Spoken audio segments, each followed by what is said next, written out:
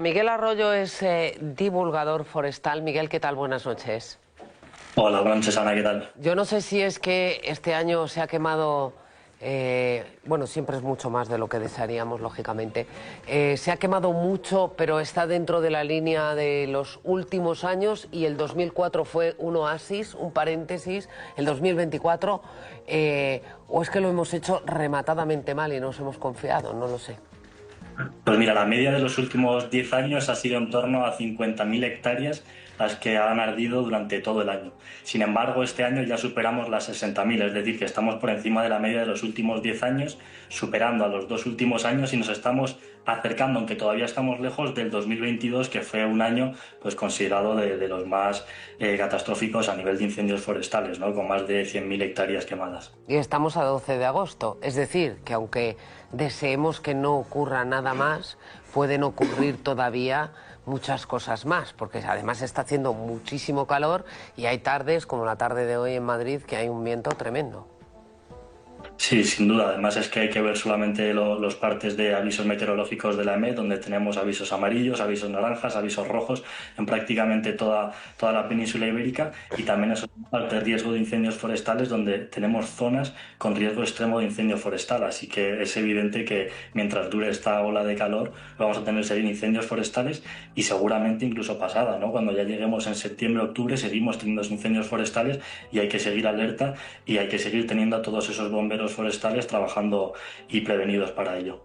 Ahora hablamos de las consecuencias, porque las tienen y son duraderas. Hablemos primero de las causas. Veíamos las imágenes del detenido en la provincia de Ávila por provocar al menos un incendio. Era un bombero que así tenía trabajo, claro. ¿Todavía hay muchos incendios provocados?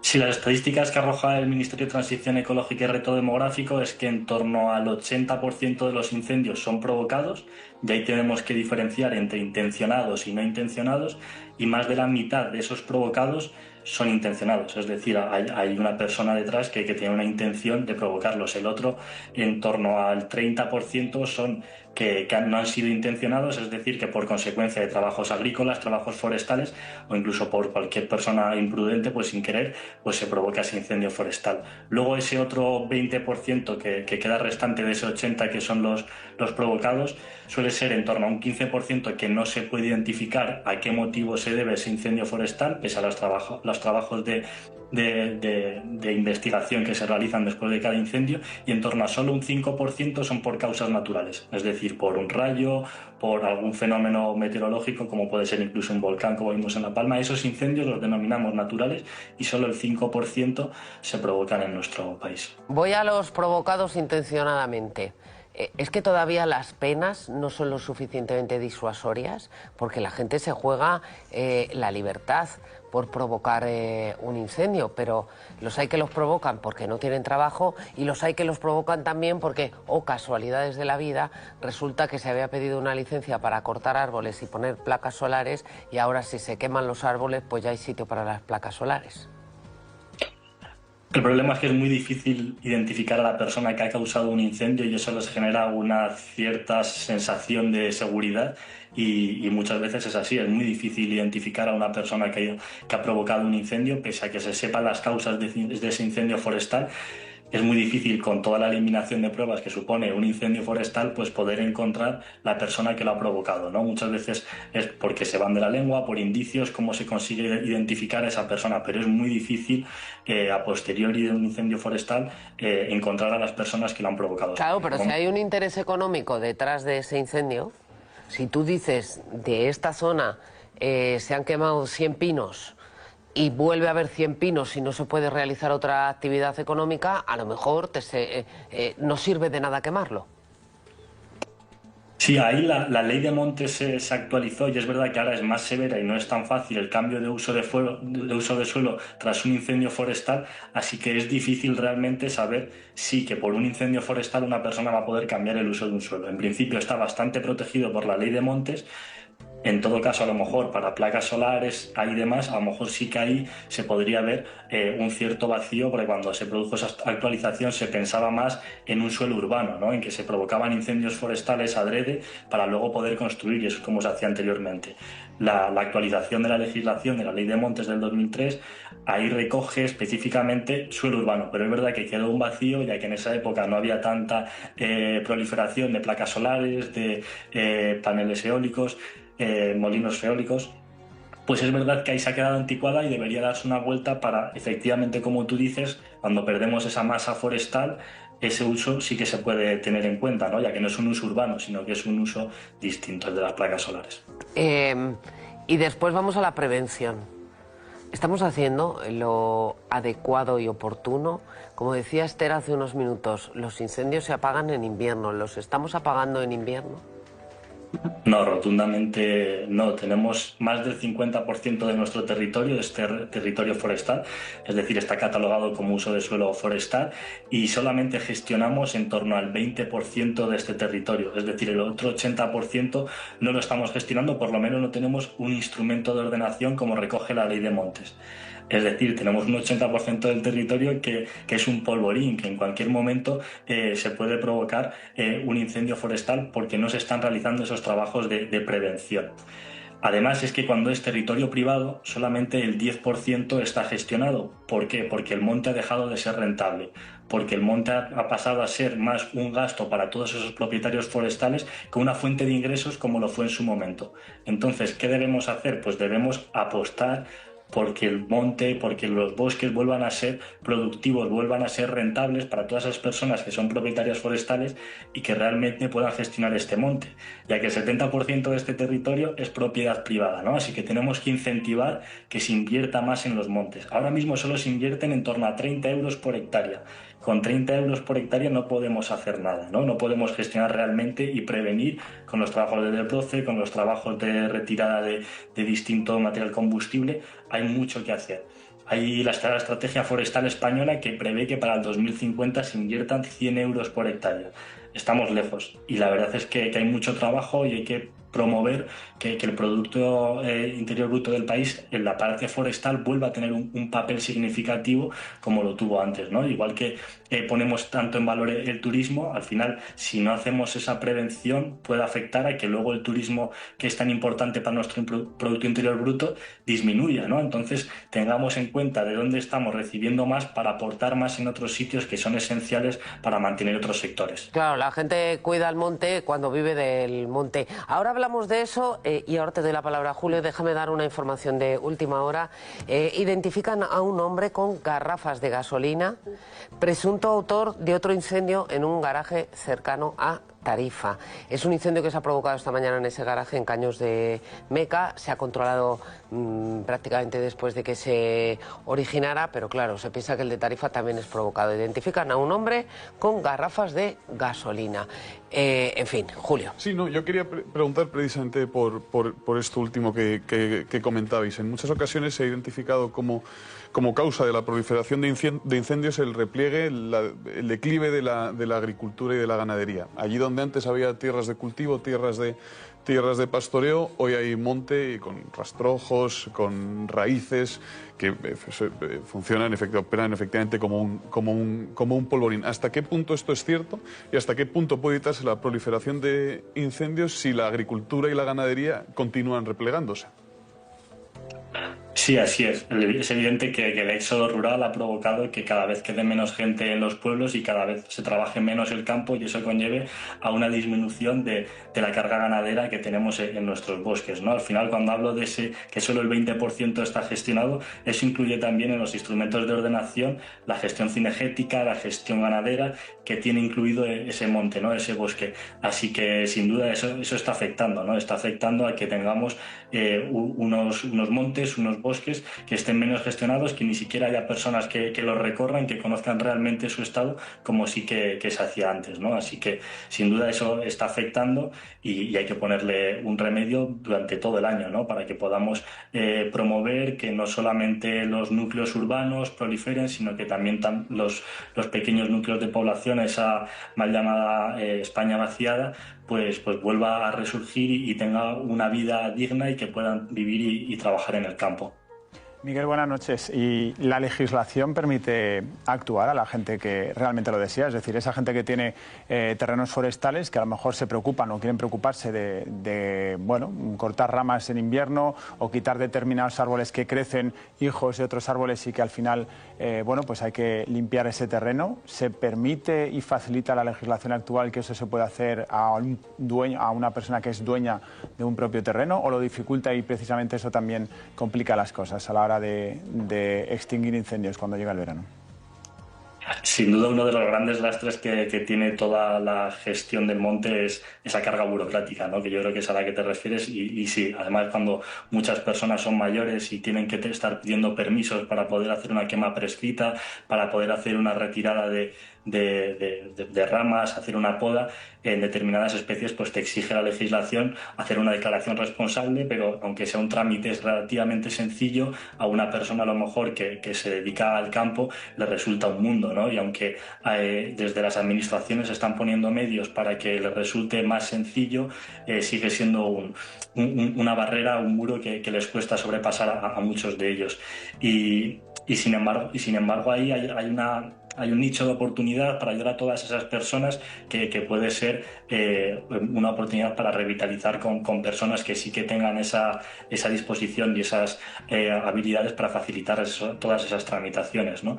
Pero sin duda sí, es una parte que hay que mejorar y hay que facilitar para ello. También hay que decir que muchos de esos propietarios forestales incluso desconocen que tienen ese terreno o saben que heredaron en su momento una pequeña parcela o un terreno, pero es tan grande la cantidad de minifundios que tenemos en nuestro país, de personas que literalmente a lo mejor ni saben que son los propietarios o saben que son los propietarios pero no tienen los medios o no tienen la intención de gestionarlo, que hay también ahí que dar una vuelta al modelo territorial que tenemos, ¿no? A esa ordenación del territorio y plantear realmente cómo podemos gestionar ayudando a esas personas o viendo formas de concentración para ver cuál es la mejor forma para evitar esto, ¿no? Para tener una mejor gestión en sitios como hemos visto de Soria, donde sí que se está haciendo esa gestión más intensa, por así decirlo, más sostenible, y estamos viendo que el número de incendios forestales en esa provincia son mucho. Es la segunda vez que oigo hablar en las últimas horas del modelo de Soria.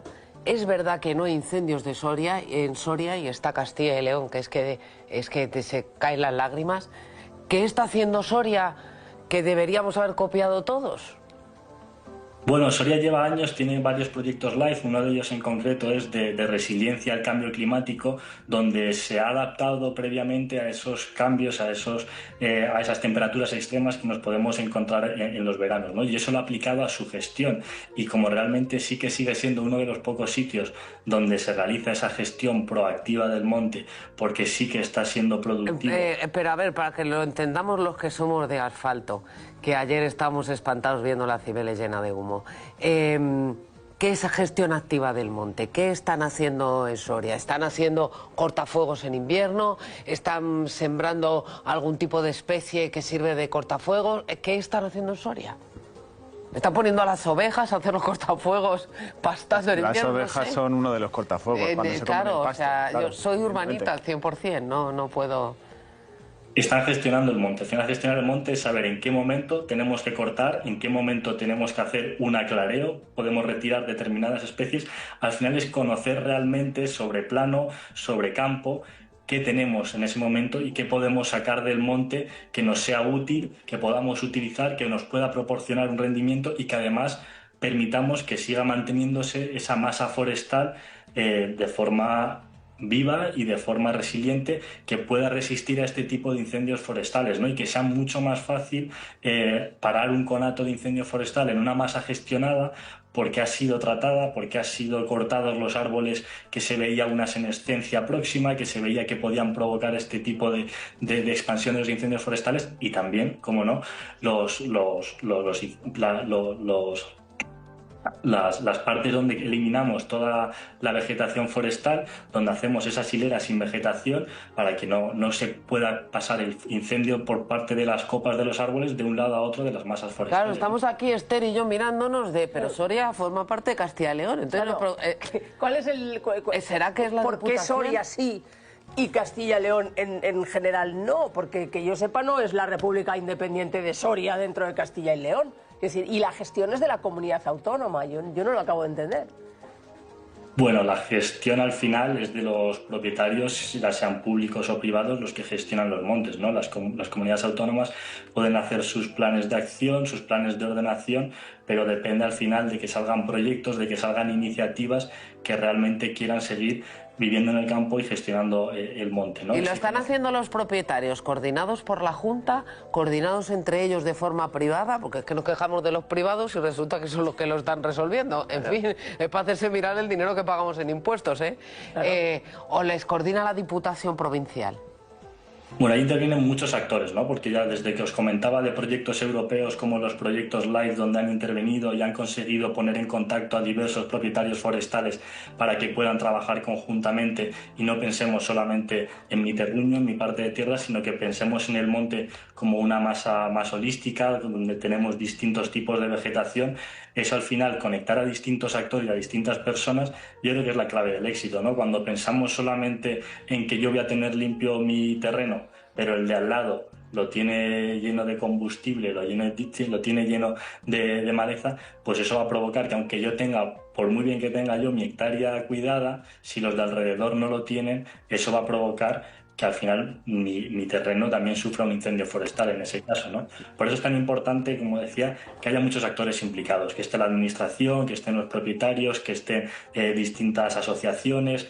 Cuanto más gente, mejor, porque al final, como he estado comentando, es mucha gente la que forma parte del territorio, ¿no? Y por eso es tan importante que todos los actores estén implicados, ¿no? Así que desde ayuntamientos, administración, pues sin duda esa es la clave del éxito, ¿no? Y yo creo que en otros sitios, a lo mejor en otros puntos de Castilla y León o otras comunidades autónomas, pues no se ha logrado, ¿no? Y yo creo que ahí es... No se ha logrado, pero Miguel, yo estoy pensando también en otras provincias, en otros modelos de gestión sostenible del campo, como son las dehesas, ¿no?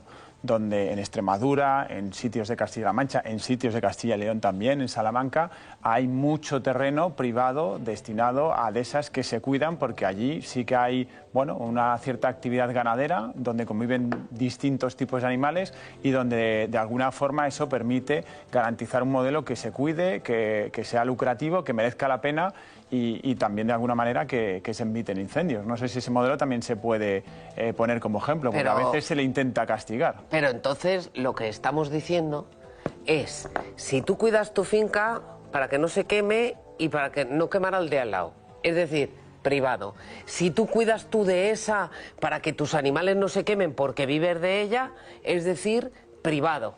Y entonces yo pregunto, no son magia, son tus impuestos. Bueno, los estamos tirando. Oiga. Ha dicho Miguel, has dicho, creo que era el 80%, ¿no? Aproximadamente del terreno forestal está en manos privadas. Creo que era el porcentaje que me mencionabas. Claro, pero entonces la solución es esa, que hay un interés económico y por eso se gestiona adecuadamente. En vez de no mirar el monte de lejos y no le limpies, no vaya a ser que no dejes correr el río. Tuyo, como decía Miguel también, y no tienes medios suficientes. Porque, mira, antes de entrar en el programa estaba escuchando a Rubén Corral en la cadena COPE, entrevistando a uno de los alcaldes afectados en Galicia esta tarde, y le hacía a Rubén la misma pregunta que estamos haciendo nosotros aquí. Esto se cuida en invierno. El alcalde de Galicia se reía del comentario que muchas veces hacemos los periodistas, porque comentaba una cosa que estaba diciendo también Miguel. En el mundo rural lo que queda es gente mayor. Claro. Entonces, me están diciendo a mí que la gente mayor, mis abuelitos que están aquí en el pueblo, son los que tienen que subir al monte, cuidarlo, cortarlo, que en invierno está nevado y luego en verano hace un calor tremendo y las personas mayores no pueden estar ahí. Entonces,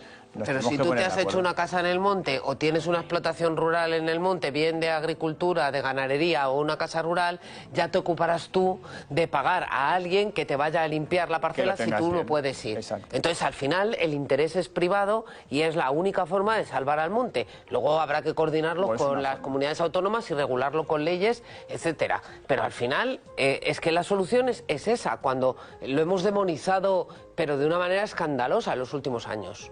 ¿No, Miguel? Sí, yo creo que tenemos que buscar una solución entre todos, entre las administraciones, entre los propietarios, para poder realmente hacer una gestión coordinada entre todos, porque si no es evidente que va a seguir pasando cada año y que no vamos a poder controlarlo y que va a ir a más, ¿no? Y mencionabais pues los ejemplos de las dehesas. Evidentemente, si se producen incendios forestales, pero no se producen grandes incendios forestales o no de tanta envergadura como los que sí que estamos viendo pues en Zamora o en otras provincias donde tenemos pues una cobertura arbórea mucho mayor, ¿no? Al final la cobertura arbórea que tenemos en una dehesa es en torno al 20%, al 30%, pero en un pinar podemos estar hablando en torno a un 80, un 90% de cobertura del territorio por especies, ¿no? Ahí se propaga mucho más el incendio y el riesgo es mucho mayor, ¿no?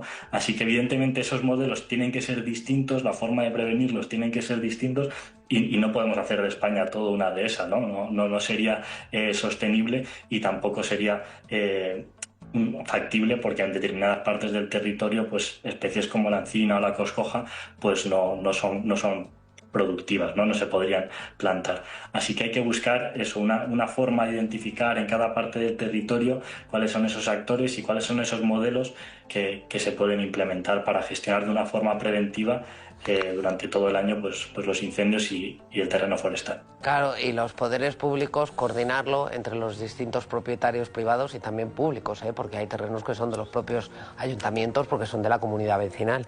En fin, me gustaría decirte que no vamos a volver a hablar contigo, pero tal y como va el verano, sospecho que volveremos a contactar. Miguel, gracias por atendernos. A vosotros. Un abrazo, buenas noches.